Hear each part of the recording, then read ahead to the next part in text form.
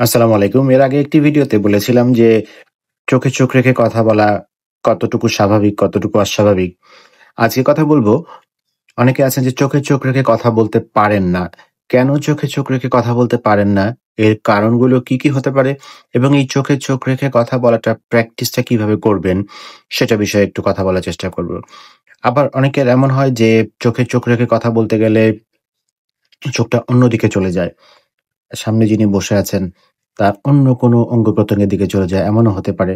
যাই হোক মানে বিষয়টা হচ্ছে যে চোখে চোখ রাখা যাচ্ছে না এবং এটা একটা প্রবলেম হয়ে দাঁড়াচ্ছে।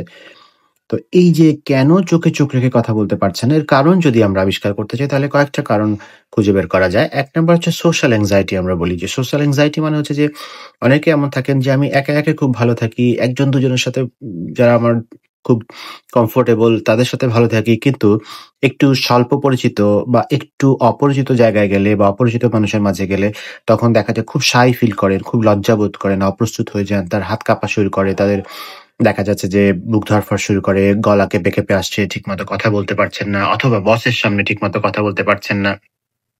পরীক্ষায় ভাইভা দিতে গিয়ে ঠিকমতো কথা বলতে পারছেন না, কাঁপাকাঁপি শুরু হয়ে গেছে, বলতে পারছেন না, ভুলে যাচ্ছেন, তোতলাচ্ছেন, এরকম করছেন। তারা অনেক সময় চোখে চোখ রেখে কথা বলতে পারেন না।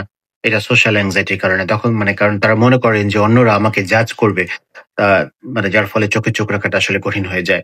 আরেকটা হতে পারে যে লো সেলফ এস্টিম যখন মানুষ বিষণ্ণতায় ভোগে না?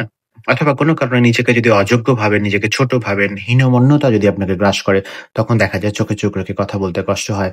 ডিপ্রেসড পারসন এর অনেক সময় দেখা যায় চোখে চোখ রেখে কথা বলতে কষ্ট হয় অন্যদের সাথে। যখন কালচারাল বা ফ্যামিলি লার্নিং যে ছোটবেলা থেকে শেখানো হয়েছে যে বড়দের চোখে চোখ রেখে কথা বলা মানে হচ্ছে অসভ্যতা, বেয়াদবি।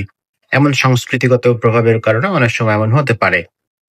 অনেক সময় ওভারথিংক করলে যে আমি কি ঠিক বলছি কিনা, সে কি আমার চোখে কিছু পড়ে ফেলছে কিনা বা আমাকে বুঝে ফেলছে কিনা, নানা রকম চিন্তা ঘুরপাক খায়। তখন অনেক সময় দেখা যায় চোখে চোখ রেখে কথা বলাটা কষ্ট হয়ে যায়। পাস্টের কোনো নেগেটিভ এক্সপেরিয়েন্স থাকলে এবং কারো দ্বারা বকাঝকা বা হেয় হওয়ার অভিজ্ঞতা থাকলে সরাসরি চোখ তাকাতে মানে চোখে চোখ রাখতে বা তাকাতে ভয় তৈরি হতে পারে। তো সো এই সমস্ত কারণে একজন মানুষ চোখে চোখ রেখে কথা বলাটা বন্ধ করতে পারেন বা ঠিকমতো চোখে চোখ রাখতে পারেন না। অনেক সময় স্কিজোফ্রেনিয়া বা দীর্ঘমেয়াদী মানসিক রোগে ভুগছেন, এরকম ক্ষেত্রে অনেক সময় নেগেটিভ সিম্পটম বলি আমরা স্কিজোফ্রেনিয়া, তখন এরকম নিজের দিকে তাকিয়ে থাকেন সবসময়।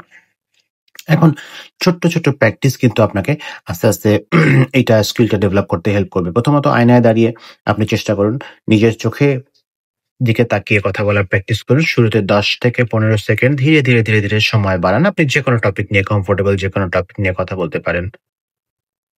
স্টেপ বাই স্টেপ এক্সপোজার নিতে হবে। ১ম এ ঘনিষ্ঠ বন্ধু বা পরিবারের সঙ্গে এটা চেষ্টা করেন।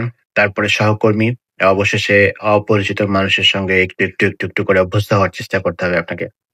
অল্টারনেটিভ ফোকাস দেওয়ার চেষ্টা করতে পারেন। যেমন চোখে চোখ রাখতে কষ্ট হলে আমরা বলি যে আপনি অন্যজনের নাক বা ভ্রুর দিকে একটু তাকান। আ বা এই ভ্রুর দিকে, নাকের দিকে এই সমস্ত জায়গায় তাকিয়ে কথা বলার চেষ্টা করেন। হ্যাঁ, তাহলেও দেখবেন কাছাকাছি চোখে চোখ রাখার মতো হচ্ছে। ধীরে আপনি চোখে চোখ রাখা শিখে যাবেন হয়তোবা।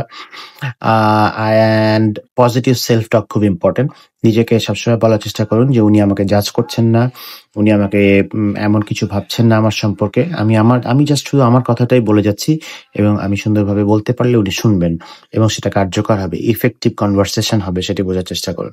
এবং যখন এরকম পরিস্থিতির সম্মুখীন হন এবং আপনি জানেন যে এই পরিস্থিতিতে গেলে বিপদ বাড়তে পারে। বিপদ মানে হচ্ছে যে আপনি লজ্জাবোধ করবেন, চোখে চোখ রাখতে পারছেন না। তার আগে এই পরিস্থিতি মোকাবেলার আগে ডিপ ব্রিথিং নিবেন, ধীরে শ্বাস নিবেন, পর্যাপ্ত হোমওয়ার্ক করবেন। কি কথা বলতে হবে, কি বিষয়ে কথা বলবেন, আপনি কি প্রশ্ন পাল্টা আসতে পারে, সেগুলো যখন আপনি হোমওয়ার্ক করে নিবেন, তখন দেখবেন যে টেনশন গুলো কমে যাচ্ছে, আত্মবিশ্বাস বেড়ে যাচ্ছে। এরপরেও যখন পারবেন না, তখন আসলে আপনার প্রফেশনাল হেল্প লাগবে। কি কারণে এমন হচ্ছে সঠিক কারণ নির্ণয় করে ওষুধ খেতে হবে এবং সিবিটি বা কাউন্সেলিং আপনার জীবনে অনেক বড় প্রভাব ফেলবে। আপনি দেখবেন যে অনেক ভালো করতে পারছেন। আপনার ক্যারিয়ার, আপনার ব্যক্তিগত জীবনে আপনি অনেক ভালো ফাংশন করতে পারছেন। সবশেষে বলতে চাই, চোখে চোখ রাখা মানে কিন্তু আসলে শক্তি, আত্মবিশ্বাস এবং আন্তরিকতার আ মানে একটি বহিঃপ্রকাশ বলবো আমরা। সো এটা একদিনে শেখা যায় না, ধীরে গড়ে ওঠে। অধৈর্য হবেন না। মনে রাখবেন যে চোখ হচ্ছে আমাদের মনের দরজা। আপনি যত বেশি প্র্যাকটিস করবেন, ততই সহজ হয়ে যাবে বিষয়টা। সবাইকে অনেক শুভকামনা। ভালো থাকবেন।